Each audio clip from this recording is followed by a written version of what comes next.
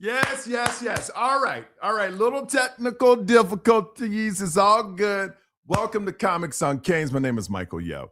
And I want to first say thank you for all the subscribers, man. We're about to go over 3,600 subscribers, and you guys made this possible. And I appreciate you so much because I bleed Miami Hurricanes, the orange and green. And I appreciate you guys listening.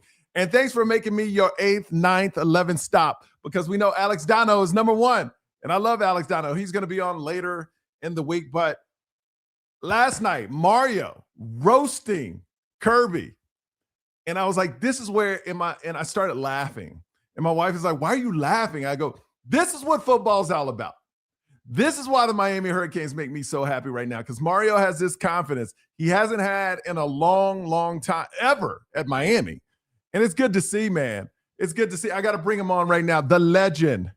DJ Williams, what's up, my man? What's up, baby? How you doing?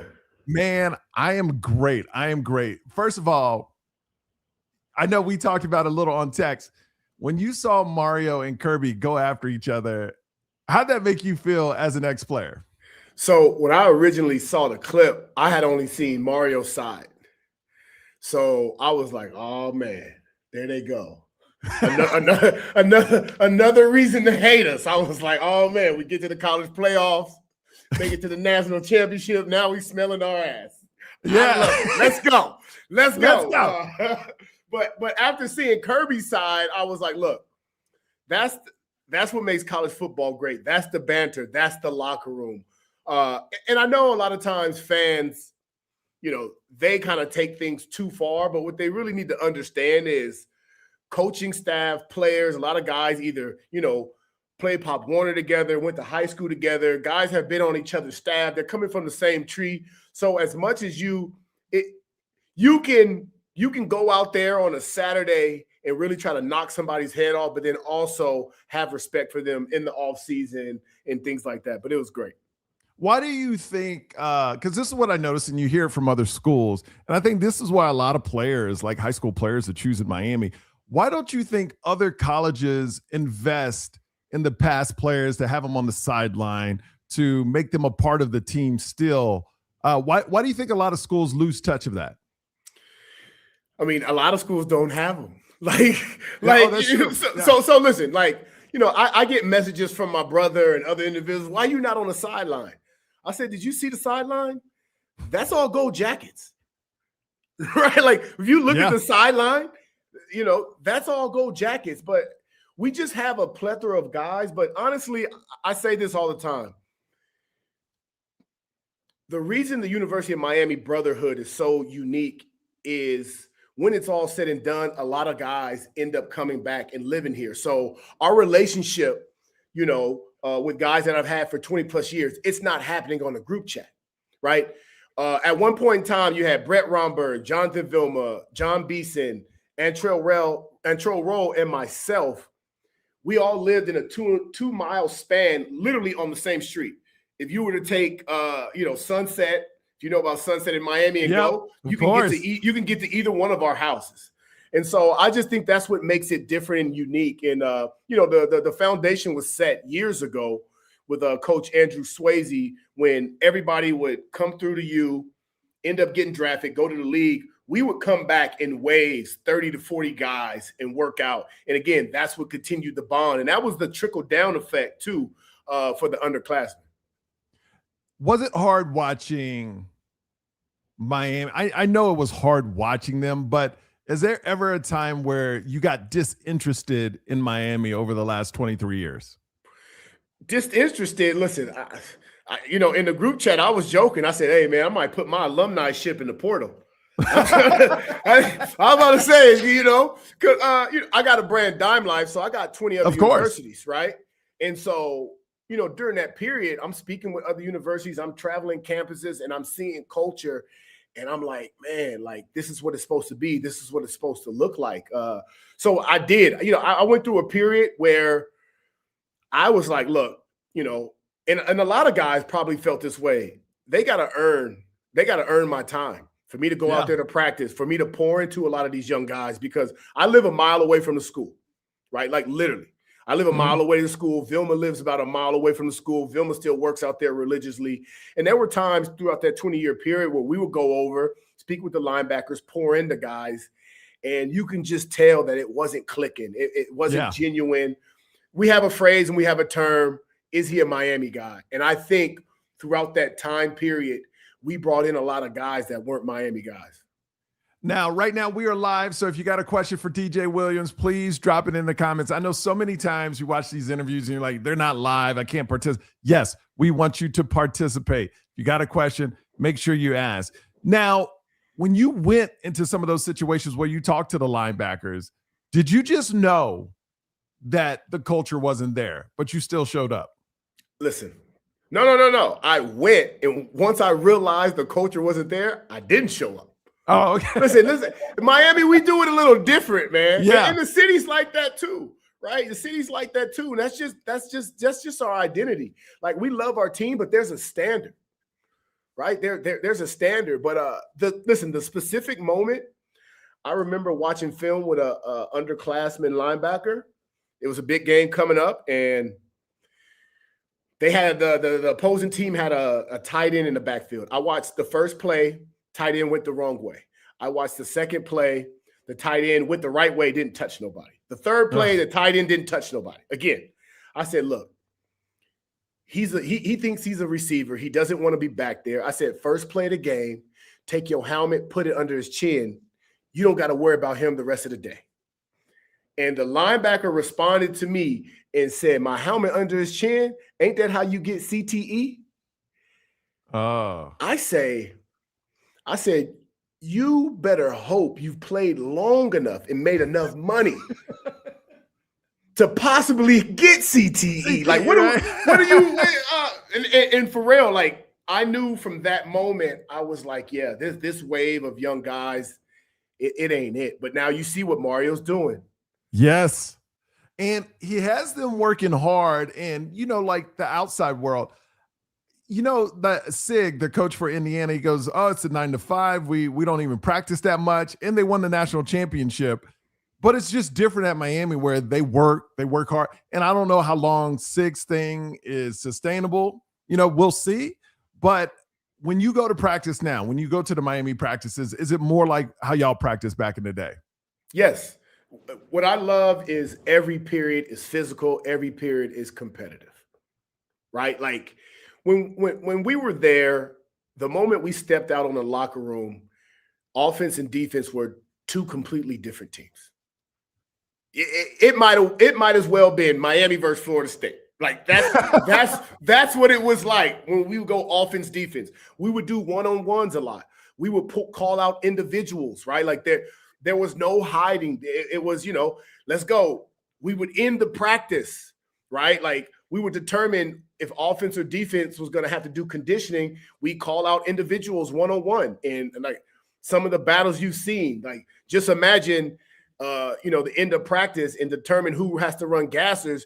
They call out Sean Taylor and they call out Kellen Winslow, right? You call out Willis McGahee, then you call out DJ Williams. You call out Vernon Carey. You call out Vince Wilfork. Like, you call out Ed Reed. You call out Santana. Like, those were the names and the guys that would get called out. And it was just the level of competition, I think, was unmatched. And I think we had a unique – it's almost like if you fight your brother, you fight him tooth and nail, but if you fail, you just wouldn't kick him in the face. I got you, yeah. But everything else is open because your brother can't have a one-up on you, right? But I hear you. Somehow, and I'd say 90% of the time, the moment we got back into the locker room, whatever happened or discussed on the field, all the it was gone. And then now, now we're in the Grove or now we're out on the beach, eating and having a drink with each other. Let me ask you this. Who was the hardest player to tackle in practice? Roscoe was very shifty. I remember a specific moment, Devin Hester. I can't remember if we were preparing for a bowl game or a national championship game because I remember he came in late. I just remember we had to run the same play over 6 times. It was a little bubble screen, and Hester got the ball and outran everybody. 6 times? Yes. And at the time, the D coordinator was Coach Shannon. Run it again. I believe it was Coach Shannon. Run it again. We get lined up, run it again. He killed everybody's angle. 3-4 times. And then, we huddled up and we was like, look, somebody just take his head off. So we all were extra aggressive and over pursued, and he cut back. He cut back. And then that's when he finally got yelled at, because it was like, run the play like it's on the car. You know how it is. Yeah. Run the play like it's on the car. But yeah, he was a problem to deal with, just speed. Who was the most competitive? I know there's a lot of competitors on that team. Yeah. You won a national championship, legendary team. Who was it like? Who would you, if you had to put one person, the biggest competitor, didn't want to lose ever, and made everybody know that? Who was that? I'm gonna go with Jonathan Vilma. Really? I'm gonna go with look, and I'm proud of this. Batman and Robin. Like, I'm proud that I was his sidekick, and just his competitiveness, his will to win, his leadership was unmatched. But I would also go up to guys and be like, hey, you get that wrong again, bro, you out. Like he's a leader, but now once you get on the outside, trust me. And I'm coming to you soft and smooth, and I'm telling you need to get it right. When boss come at you, yeah, you're gonna get that tap on the shoulder. You're probably gonna be on the sideline. But yeah, he was very, very competitive, and that's why our defense was like that. Like, you have an individual that comes early, leaves late, never backs down from a challenge, always mentally prepared, always physically prepared. I was a better athlete than him. And I would joke all the time, and I'd just be like, bro, you're gonna kill yourself trying to beat me in these gases. And he'd be like, God damn right I will. There you go. That's what it's about. We got a lot of questions coming in. Here's one. Michael and DJ, take us back to 99, high school senior, being the #1 recruit in the nation. You were known by even John Madden at 17. What was that like? And have you talked to Malachi? So it was a crazy experience. It was actually overwhelming. I remember doing my recruiting process, just like I had the attention of the football world. And when Madden made that comment, it made my life. I ain't gonna lie, it made my life hell. Yeah. It made it hell. Every tournament that I went to, every game that I went to, everywhere that I was at, like, everybody was trying to make their name on me. I played in the Cal-Florida game, right? It was the first California versus Florida All-Star game. The first day at the luncheon, you got all the Cali guys, you got all the Florida guys, and a dude from Florida just stood up. I'm talking about, we've been there 10 minutes. Hey, I want to know who DJ Williams is. Wow. So, I stand up. I'm like, what's up? He's like, we gonna bust your ass. I'm just like, what did I do? And how about this? 6 or 7 of the guys on the Cal Florida team were teammates that were part of my freshman class coming into Miami. I remember being in the elevator with Carlos Joseph and Carl Walker, and I knew who they were, and I knew we was going to UM together, and I was like, what's up? They just stared at me, and I was like, what's going on, man? But it was who won that? I don't know who won that game. Cali. Oh, West Coast. Cali, baby. We won the first one, man. Cali. Yeah. Well, do you remember the score? I do not. Okay. I do not remember the score. I played both ways. I do remember them put me in that tailback on goal line, and for some reason we went 4 or 5 wides, and not a single person left the box. They gave me the ball. I think I got hit by 7 people, and I went back on the sideline. I told coach, we're not doing this. No, it's like, no, we good. We good. We good. We got another question. They said, DJ, what made you pick, this is from Mr. Lexiani. What made you pick the number 17? So I love T. Martin. Martin from Tennessee, QB. I just loved how sweet he looked in that number 17. I chose Miami for when you're 17, you decide to go places. I get you ask these kids now, it might be a little bit different because they get in that bag. But look, I always wanted to play for a team with a white helmet. Yep. Right.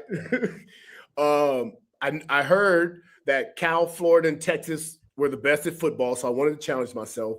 And then, believe it or not, I remember being 16 or 17, seeing the Thong Song video with Cisco, and he on the sand, doing it. And then I saw Jay-Z Big Pimpin' video, and I was like, yeah, that's where I want to go. That's where I want to go.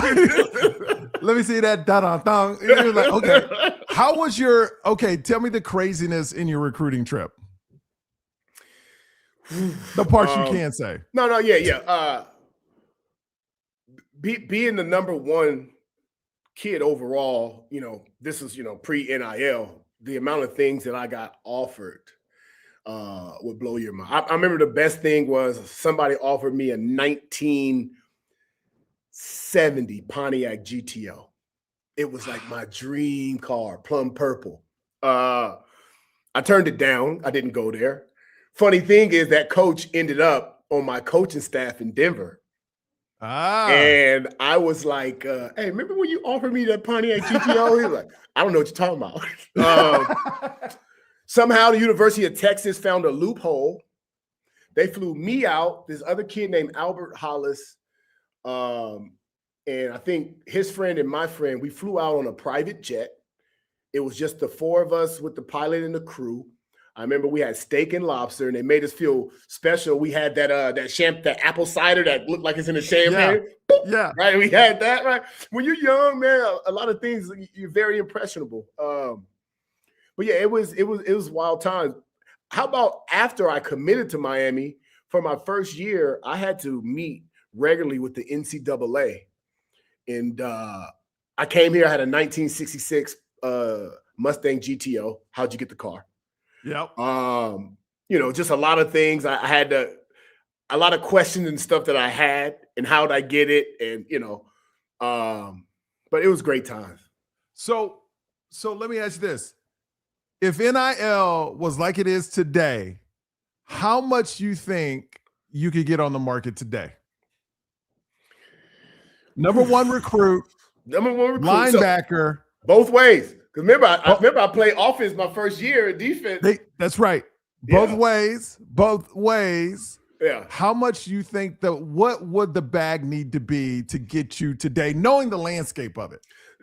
I would say being the number one recruit, and then also coming from my school, De La Salle, Concord, California, where we've won several national championships, knowing that, we have work ethic. We were smart football players. We were grinders. We were going to work hard. I would have needed like 2.5.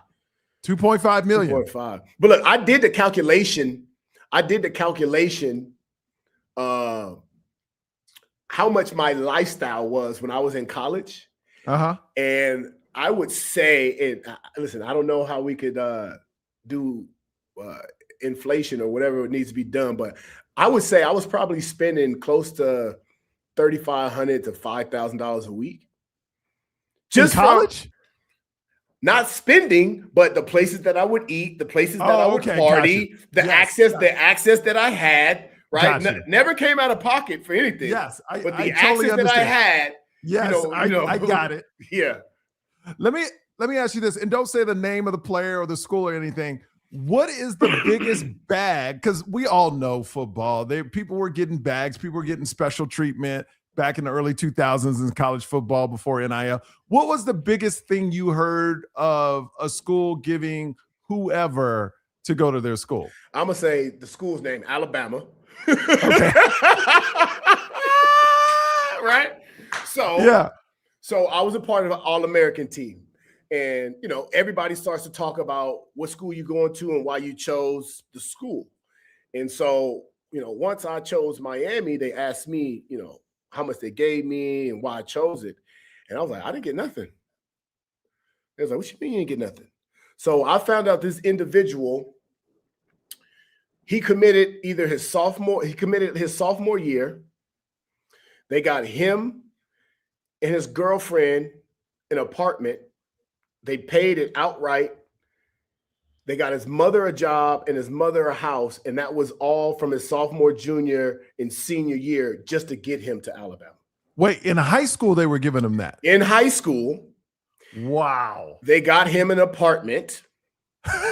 Him and his girlfriend his mama and his girlfriend got a job. His mama got a crib too. Wow. And he told me after big games, he would just have a brown paper bag in his trunk at all times.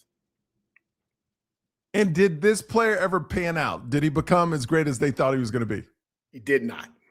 Oh, he did not.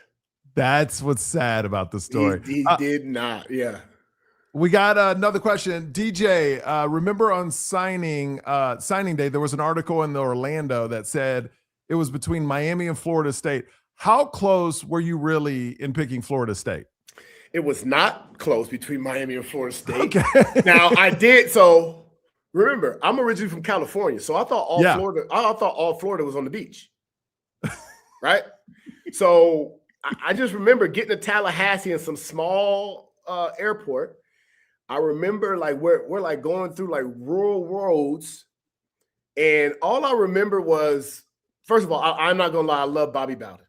Yes, like of course. If you love football. Some people are just football guys. Mm-hmm. Bobby Bowden was a football guy, right? I love being in his presence. I love speaking to him. But when it was time to be cool with the players and they took me out, they took me to a place, I think it was called Lamoon or Suho's or something. Uh-huh. It was a here's what's funny. It was a Chinese buffet by day, lounge by night. And I just remember, hold on. I remember the fraternities was in there doing their thing, and then I looked over and dudes was in there eating lo mein, and they was just jamming and then that's when I was like, yeah, this ain't gonna work for me. You were like, restaurant. It wasn't close. Once I got to Tallahassee, and then I realized, oh, this ain't Miami Vice. This ain't what I saw on TV. Exactly. Oh, yeah, this ain't working. This ain't gonna work. Now, do you feel like the team you were on that won the national championship, they were better than the 2001 team, Miami's 2001 team? I mean, the one that lost in the Fiesta Bowl. Like if those two teams play, which had a lot of players that they share, but if those teams played, like which team was better to you? Wait. You saying our national the team that won the national championship and then the Fiesta Bowl that lost to Ohio State? No. Here's what it is. What? It was the 2000 team. 2000, yeah. No. Our national championship team versus the year before when the BCS screwed us. Okay. So people always ask those two. But from being on the teams, if you look at that 2000 team, you throw in Dan Morgan, Santana Moss, Reggie Wayne, right? Damian Lewis, right? Ooh. You throw in those guys, and to be honest, those were some of the names and the individuals that really set the foundation. They call themselves the 2Gs, and we had some of the 2Gs on our team. Yes, Ed Reed, Najee Davenport, but it was like those cats was grown men. Those guys they came in when Miami was on probation. They were young. They got through out there early. We were stripped of 30 scholarships, so you had guys going offense, defense, special teams. They were just a different type of toughness, and so I say that game would have been more competitive. It's hard to say because there's a bunch of guys that like bleed over. Yeah, there's so many that bleed. Well, let me ask you this. A lot of people says that LSU 19 team. No chance. No chance. No chance. Here it is, right? What did LSU have? They had Joe Burrow, they had Chase, and they had Jefferson. And then they had Clyde Edward Eclair, whatever, you know what I'm saying? What we doing? Yeah. Okay, our secondary, Ed Reed, Mike Rump. It wouldn't have been close. It wouldn't have been close. I mean, just saying it out loud, because you often hear that comparison as like the 19, and I'm like, they were even saying, you know what's interesting? They were even saying that about Indiana until Miami almost beat Indiana and made them human again. Yeah. You know what I mean? Yeah. I mean, listen, I'm done. Honestly, I'm done debating with people about the 0-1 team, right? Like, Yeah. I get into it with Lindell White about his SC team. Then you got Vince Young, and they want to bring up, they Texas team. And then you want to talk about, some people be like, Nebraska 95, Tommy Frazier. Listen. Linda, it was different, right? Okay. Now I'm going to ask you the question. Yeah. How bad, because players have changed today. Players are faster. A lot of players are faster, bigger, stronger. Would it be a competitive game, that team back then versus the Miami team this year that went to the national championship, or y'all would blow them out? We beat them by about 30 points. We beat them by about 30. You don't understand. I'm talking I'm talking about grown man business. And listen, now, these cats is 25, right? Yeah. But listen, I'm talking Vince Wilfork. Yeah, I'm one of the RD. So we had Cornelius Green, Jamal Green, and Jerome McDougal, right?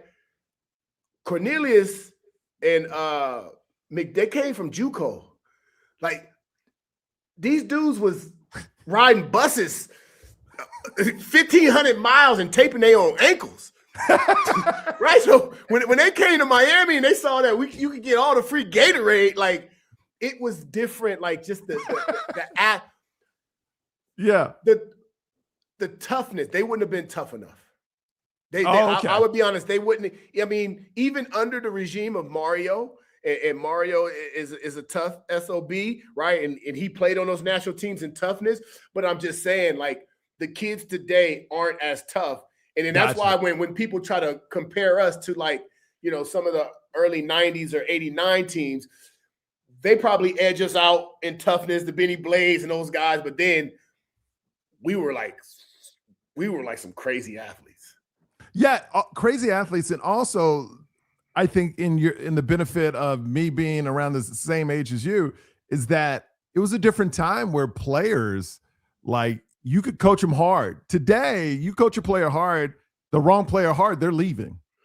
It's just a different mentality right now. You had to coach us hard.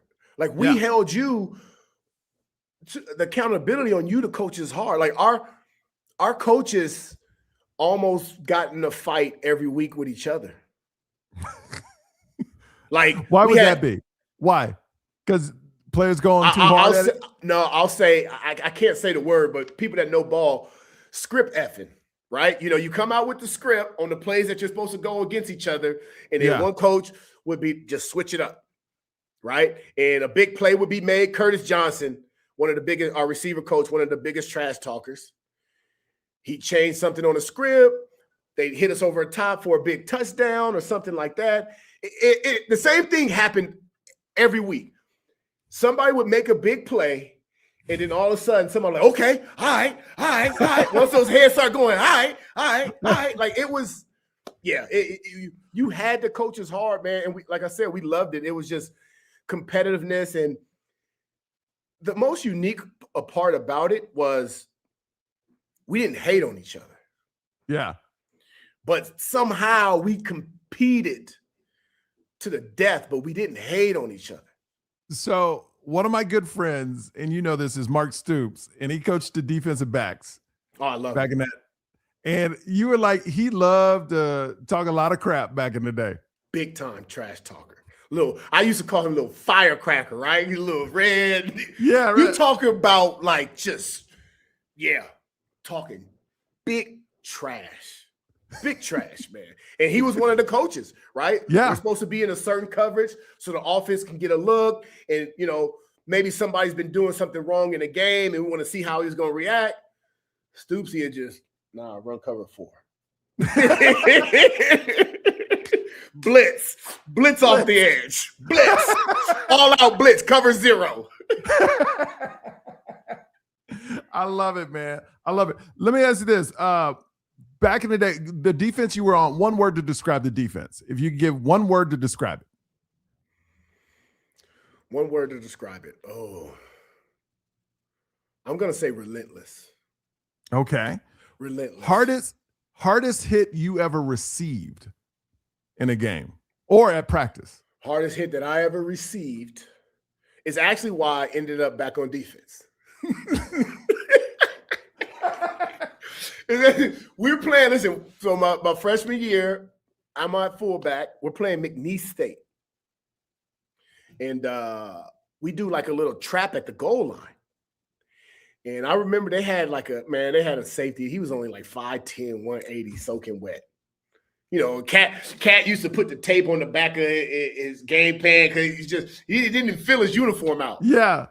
He met me at the goal line and hit me so hard.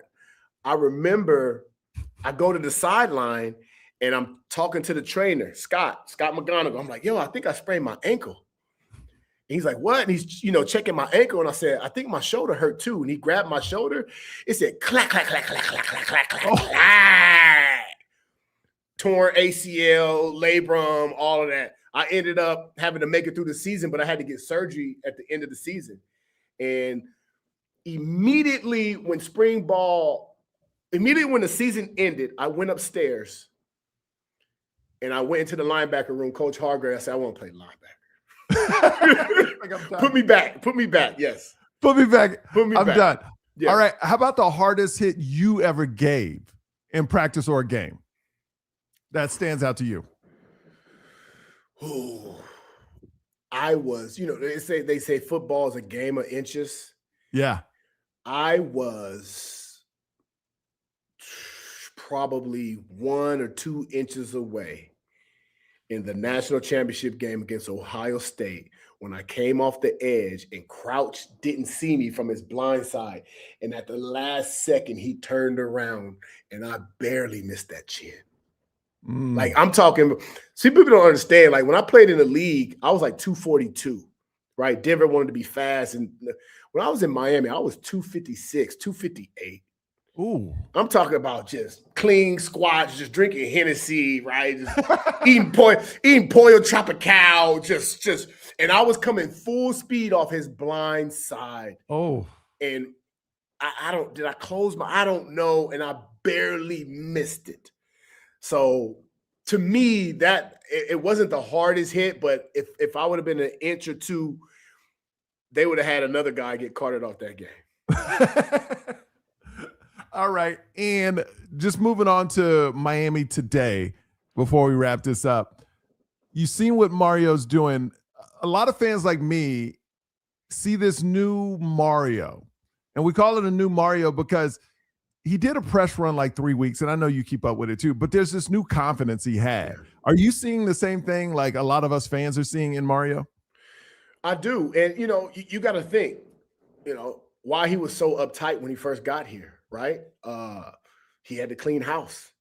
Mm-hmm. And listen, and that's what I love. Like for anybody that's ever played ball and grew up in the locker room, leave your feelings at the door. And so I remember his first meeting where it was an alumni weekend where he had all of the OGs. It was like 100 of us. And then he had the current player team. And while the current roster was there, he started speaking to the OGs, and he was like, listen, I know this thing hasn't looked the way that it's supposed to have been looking these last few years. We're cleaning house. And I'm sitting there like, but the players, he's like, listen, we're going to find out who want to be Miami guys, right? Like, who's a Miami guy, right? We want to find out what that is. And when you hear that, it just motivates you. But he had to do a lot of cleaning of the house, right? But now, getting his coaching staff in, getting his players in, getting the guys in, you can see that he's trusting in his coaches more, trusting in the staff more, right? Not so much micromanaging. And now he's able to have fun and enjoy it. But I just felt that he was just so laser-like focused when he got here that, he had that rule with an iron fist because you had to change the culture and reestablish the culture, which you thought was going to be successful. One thing, look, we all know Miami's headed in the right direction. I think they're going to be good for the next 10, 15 years. I think Cam Ward changed the whole trajectory of the team. We didn't know he was going to be like that. Is there anything when you look at the team right now, you go, they just need this one thing? or it could be culture, it could be a position, it could be a player, it could be whatever it is. With your expert eye, is there one thing that's missing, even though they're getting there? What's missing, if there's anything? I don't think anything's missing. I think one thing that could just skyrocket and just take this thing to the next level, especially in this day and age, and we're tapping into it, is merging and marrying the current players with the past, showing the brand, showing the identity, right? Like you see it. Like, again, we have an advantage over so many different universities, right? Because there's so many of us here. There's so much knowledge to gain, right? Like I said, just imagine, when I was playing and you were a current player and you come back and there's 35 NFL guys, and listen, I don't know if it was against NCAA rules or not, but on Saturdays, we would just do open 7-on-7. And imagine being a true freshman corner and you go out there and it's Reggie Wayne lined up against you, right? Like, I think to me, that's the missing part that would take us to the next level that no other school could do. And I think we're tapping into it. We're showing the lifestyle. We're showing the culture. We got the OGs. We got the young guys. And that's that's our advantage. We don't have to hide it anymore. Kids can get paid. Former legends can be involved and have relationships with. But listen, back in the days, I remember it was some rule like, 10, 15 years ago, if I wanted to have the linebackers at my house, like the meal couldn't cost more than $400 and I had to have receipts. And listen, hey, let's go to Prime 112, man. Let's do it. Right? You see, let's go to Prime. Hey, Miles, we coming through. Let's go to Prime, baby. It's beautiful, man. Yeah. Big shout outs to Rodney for the super chat. He dropped $5. DJ, thoughts on the linebacker room this upcoming year? Who do you think takes over Wesley's spot? My early pick is Kellen Wiley, 6'4", 235. What say you? Be honest, I don't know. It's a open competition. The only one we know that's going to start is Torrey. You got Chase Smith. You got Torrey. Kevin Wiley. Yeah. So it's an open competition, and at the end of the day, is who's going to show up? Who's going to show up in spring ball? And that's kind of how it gets going, right? But you got Torrey, and the thing is you got a cornerstone, you got a leader, right? We got the back end, right? Yeah, we lost Bain, we got Mesidor, right? But we got big boys still up front. You see what I'm saying? So, listen, we're getting back to the phrase, Miami, we just reload. We're getting back.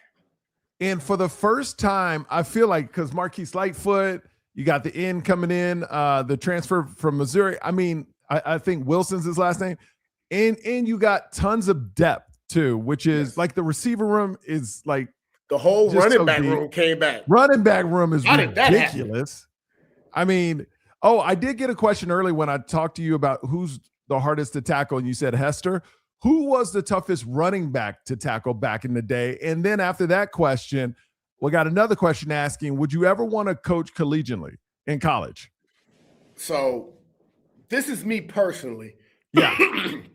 But if you ask Vilma, you ask Beeson, you ask myself, Leon Williams, Roger Mack, you ask all these guys, everybody going to throw out something else. Yeah. For me, it was Willis McGahee. And why? People don't understand, man. You got a guy that's 6'1", 235 that runs a 4.3. Like, and the funny thing was, his freshman year, I believe he redshirted. So he was on scout team. So, he set up to fail.